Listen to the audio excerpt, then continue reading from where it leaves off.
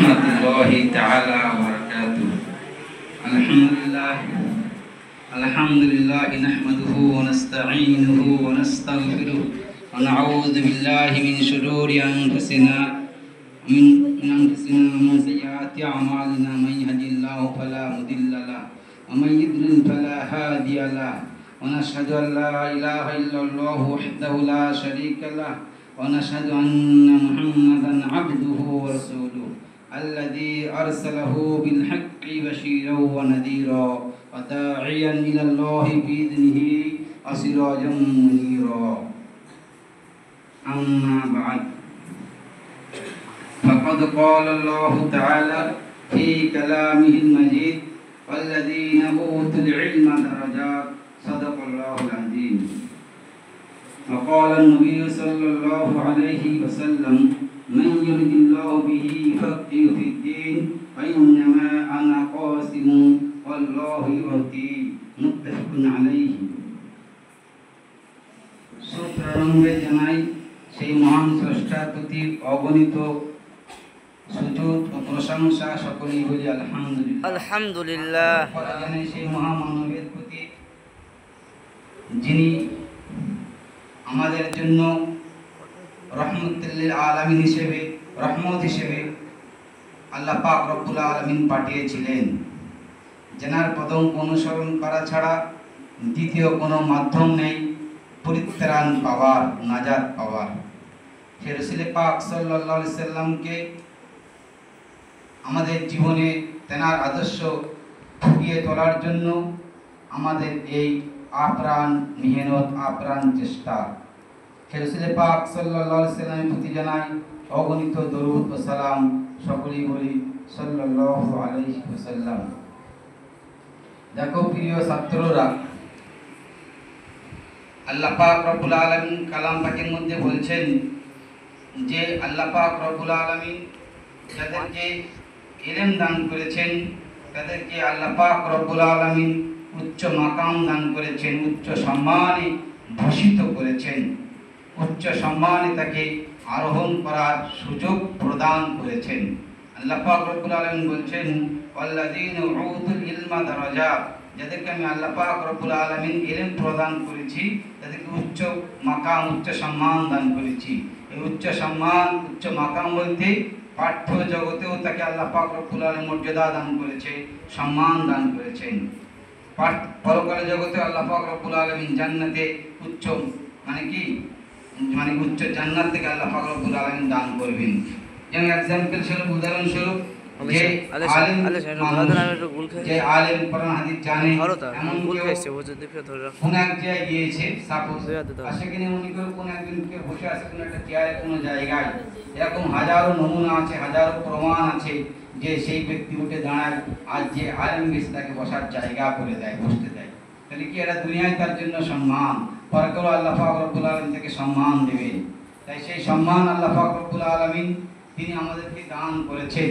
তিনি আমাদেরকে ভালোবাসেন বলেই এই মাদ্রাসার আঙিনায় আমাদেরকে আসার এবং পড়ার এবং ইসলাম সম্পর্কে, কোরআন হাদিস সম্পর্কে জানার মতো সুযোগ প্রদান করেছেন। রাসূল করিম সাল্লাল্লাহু আলাইহি ওয়াসাল্লাম তিনি তেনার হাদিস পাকের মধ্যে ঘোষণা করেছেন, হযরতে মুআবিয়া রাদিয়াল্লাহু তাআলা আনহু থেকে বর্ণিত, وعن معاوية رضي الله تعالى عنه قال قال رسول الله صلى الله عليه وسلم من يرد الله به خيرا يفقهه في الدين। আল্লাহ পাক রাসূল করিম সাল্লাল্লাহু আলাইহি সাল্লাম বলেন, আল্লাহ পাক রব্বুল আলামিন যার কল্যাণ কামনা করেন, যার মঙ্গল কামনা করেন, তাকে আল্লাহ পাক রব্বুল আলামিন দ্বীনের জ্ঞান, দ্বীনের বোঝ দ্বীনের জ্ঞান, গরিমা, হিকমত, দ্বীনের কি গুপ্ত রহস্য জানার তার তৌফিক আল্লাহ পাক রব্বুল আলামিন প্রদান করেন।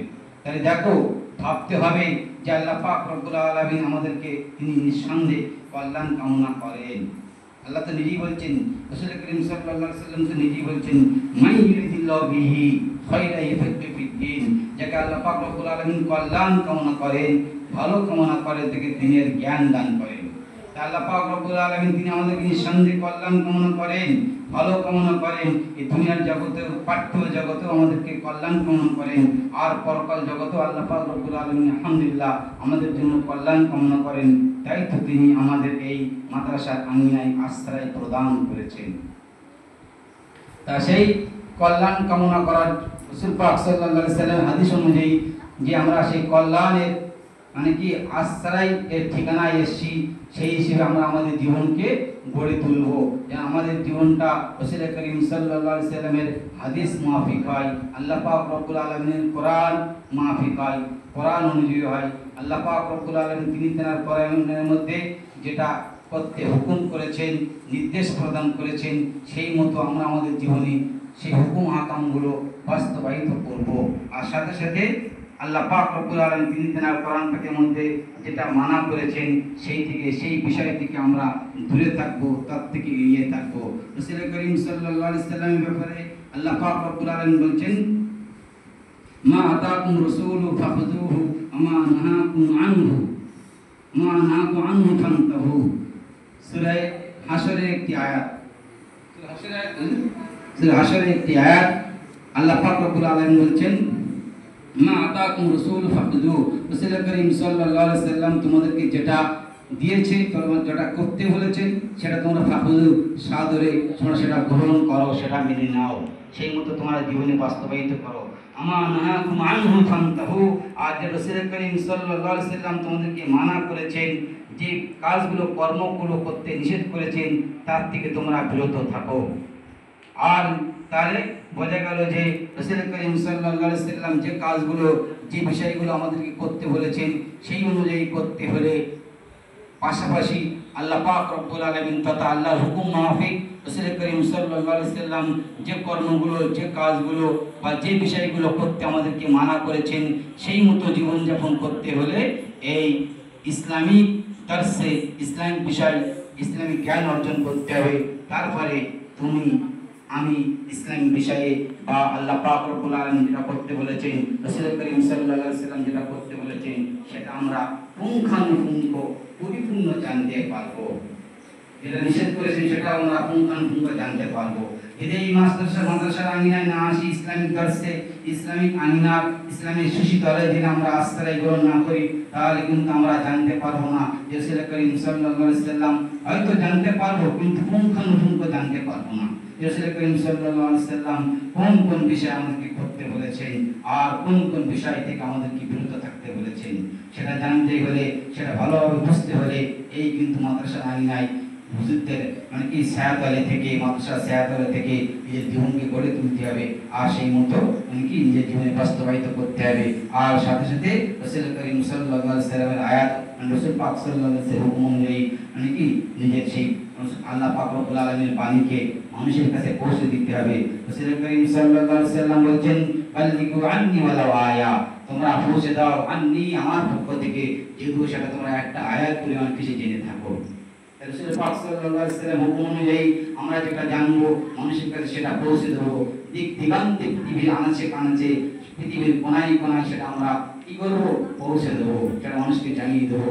আর সেই মানুষকে জানানোর মাধ্যম হলো এই আঞ্জুমান, এই মাইক্রোফোন। তাহলে তুমি কি করবে, এই আঞ্জুমানটাকে গুরুত্ব দেবে, তাহলে কি দিক দিগান্তে আমাদের এই আওয়াজ পৌঁছে যাবে একদিন একদিন ইনশাআল্লাহ।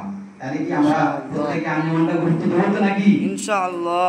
সাথে সাথে আরেকটা কথা বলে, হুজুর যেটা বলছিলেন যে কোরআনের বিষয়ে, কোরআনের যে আমরা যাদেরকে কেরাতে নাম আসে কিন্তু তারা অনিয়া ভাব, তাদের কথাটা গুরুত্ব দিচ্ছে না, কিন্তু না তোমরা কোরআনে মানে যাদের নাম থাকবে, বিশেষ করে মানে কেরাতে যাদের নাম থাকবে তারা ভালো করে সেই কেরাতটা মশ করবে।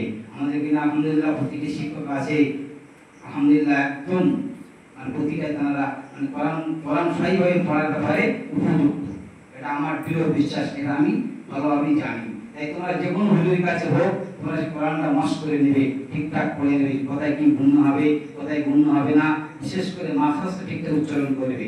অনেকের অনেক জায়গায় ভুল হয়ে যাচ্ছে, কথা অনেক জায়গায় গুণ হচ্ছে না, অনেক জায়গায় মাখরাজের অনেকে এক মাখরাজ আছে আর এক অক্ষর বলে ফেলছে, মানে একটা অক্ষর আছে আর একটা অক্ষর সেখানে উচ্চারণ করে ফেলছে।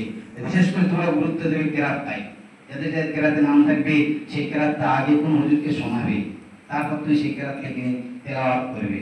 যাই হোক, এখানে আমার বক্তব্য ইতি করলাম। আখির দাওয়ানা আলহামদুলিল্লাহি রাব্বিল আলামিন।